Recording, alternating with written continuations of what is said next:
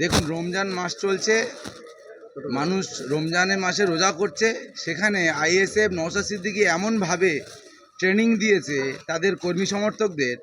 আমার তৃণমূল কংগ্রেসের বুথের সভাপতি মেহের আলী, পঞ্চায়েত সদস্য রফিক মোল্লা, এরা একা ছিল এবং অতর্কিতভাবে আইএসএফের ৩-৪ জন দুষ্কৃতী, যারা এদেরকে দুপুরের পরে বিকালবেলা এই আমার পঞ্চায়েত সদস্য এবং বুথ সভাপতিকে ধরে যেভাবে মেরে দেওয়ার চক্রান্ত করে যেভাবে মারধর করেছে, এখন এখানে আমরা নলমুড়ি স্বাস্থ্যকেন্দ্রে এখানে ট্রিটমেন্ট করতে নিয়ে এসেছিলাম, এখান থেকে রেফার করেছে দুজনকে।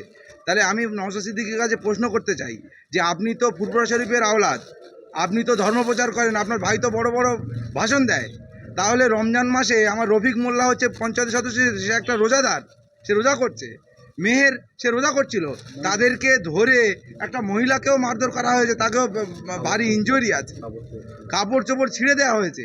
তাহলে কিসের কালচার আপনি ভাঙড়ে এখানে কায়েম করতে চাইছেন? কি অশান্তি অরাজকতা করতে চাইছেন আপনি? নওশাদ সিদ্দিকীর কাছে আমার প্রশ্ন যে ভাঙড়টাকে আপনি কিসে পরিণত করতে চাইছেন?